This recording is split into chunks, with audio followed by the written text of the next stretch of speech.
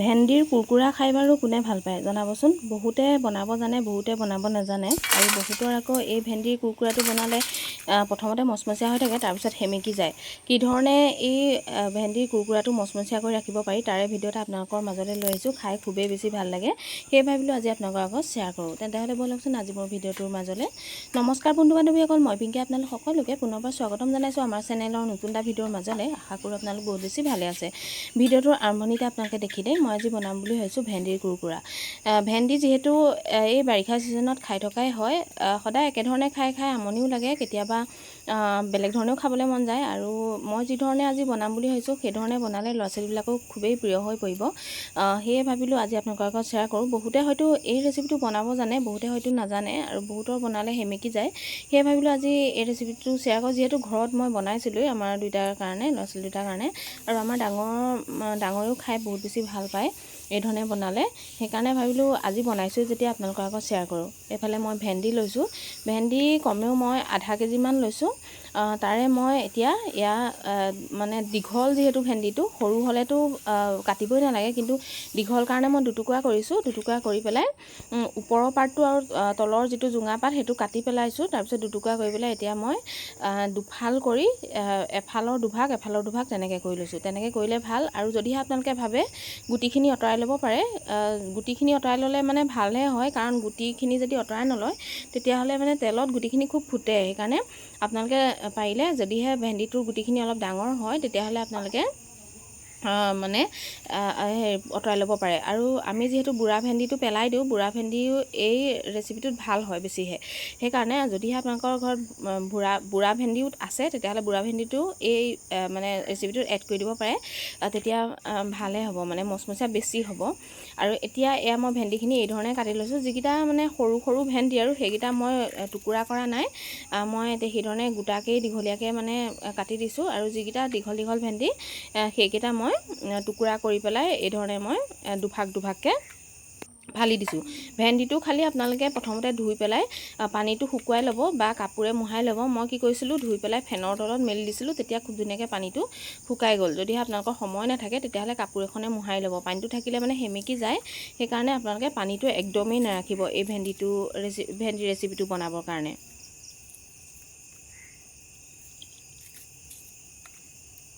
এইফালে মই গোটেইখিনি ভেন্দি কাটি ল'লোঁ। যিকেইটা সৰু সৰু ভেন্দি দেখিছেনে, এইকেইটা মই দীঘলীয়াকৈ কাটি লৈছোঁ। আপোনালোকক মই দেখালোঁ। ইয়াতে মই দি দিছোঁ ভেন্দি অনুযায়ী এই বাতিটোৰে এবাতি পিঠাগুড়ি, আৰু শুকান পিঠাগুড়ি হয় ভাত খোৱা চাউলৰ, আৰু লগতে এবাতি মই দিছোঁ বেচন। ইয়াতে দি দিছোঁ জোখমতে হালধি, আৰু লগতে জোখমতে মই নিমখ ব্যৱহাৰ কৰিম।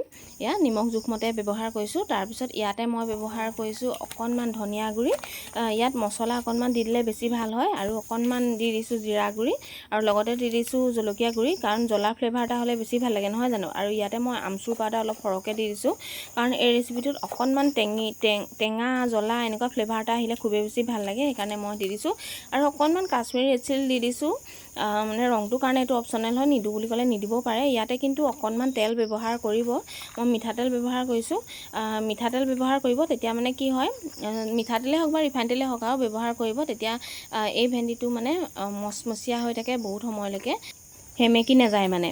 সেইকাৰণে আপোনালোকে অকণমান তেল ব্যৱহাৰ কৰিব। আৰু যদিহে এই মানে শুকান মিশ্ৰণখিনি ভেন্দিৰ গাত ভালকৈ লগা নাই, তেতিয়া আপোনালোকে কি কৰিব, অকণমান হাতেৰে পানী ছটিয়াই তেনেকৈ অকণমান সানিব। বহুত বেছি পানী ব্যৱহাৰ নকৰিব আকৌ, অকণমান পানী ব্যৱহাৰ কৰিব, যাতে মানে এই শুকান মিশ্ৰণখিনি খুব ধুনীয়াকৈ ভেন্দিৰ গাত লাগি যায়।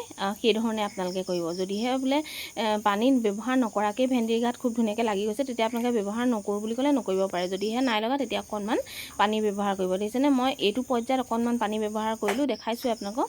তাৰপিছত এতিয়া মই কেৰাহীখন পাতি দিছোঁ এইখিনি ফ্ৰাই কৰিবৰ কাৰণে। ইয়াতে মই ৰিফাইন তেল ব্যৱহাৰ কৰিছোঁ।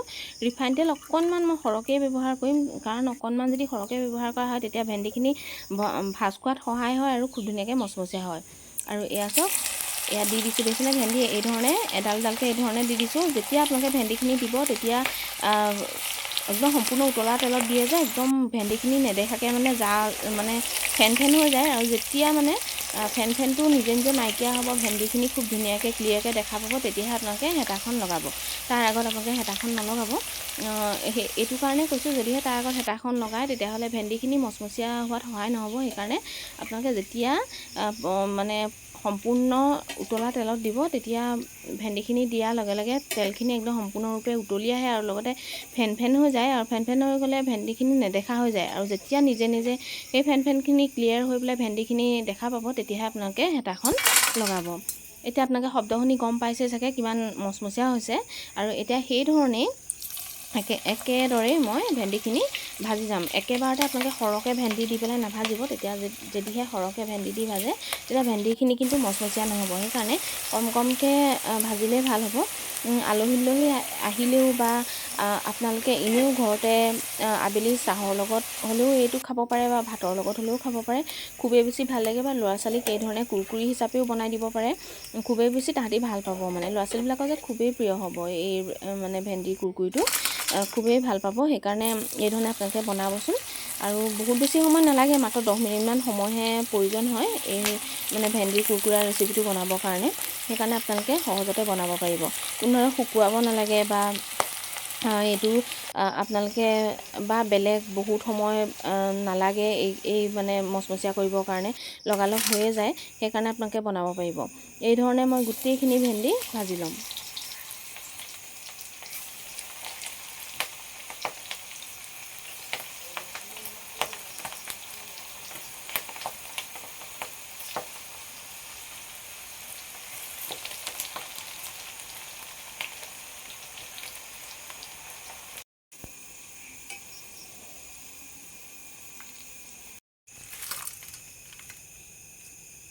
এইফালে মোৰ ভেন্দিখিনি ভজা হৈ গ'ল। আপোনালোকক বাৰু মই ভাঙি দেখাম ভেন্দিখিনি কিমান ধুনীয়াকৈ মচমচীয়া হৈছে, খাবলৈ ইমান বেছি ভাল হৈছে নহয়। সেয়ে ভাবিলোঁ আজি আপোনালোকৰ আগত শ্বেয়াৰ কৰোঁ, যিসকলে বনোৱা নাই এবাৰ বনাব পাৰিব। ইয়াত দেখিছেনে কেনেকৈ ভাগি গৈছে, ইয়াত দেখিছেনে কিমান মচমচীয়া আছে, আপোনালোকে দেখিলেই গম পাব। আৰু এয়া চাওক ভাঙি দিলে খুব ধুনীয়াকৈ গুড়ি হৈ গৈছে। আৰু এয়া চাওক ভাঙি দেখাইছোঁ আপোনালোকক। এবাৰ ঘৰতে ট্ৰাই কৰিব যিসকলে বনোৱা নাই, আৰু বনাই পেলাই মোৰ বিশ্বাস আপোনালোকে এবাৰ বনালে আকৌ নেক্সটবাৰ বনাবলৈ মন যাবই, ইমান বেছি ভাল হয় খাবলৈ। আৰু নিজেই বনাইছোঁ যেতিয়া অকণমান আপোনালোকৰ আগত খাই দেখাইছোঁ কেনেকুৱানো হৈছে। মজা হৈছে। আজিৰ ভিডিঅ'টো আপোনালোকৰ কেনেকুৱা লাগিলে কমেণ্ট এটা কৰি জনাবলৈ একদমেই নাপাহৰিব। ভিডিঅ'টো সম্পূৰ্ণকৈ চোৱাৰ বাবে আপোনালোক সকলোকে বহুত বেছি ধন্যবাদ জনালোঁ। সকলো ভালে থাকক, সুস্থ থাকক, তাৰে কামনা কৰিলোঁ।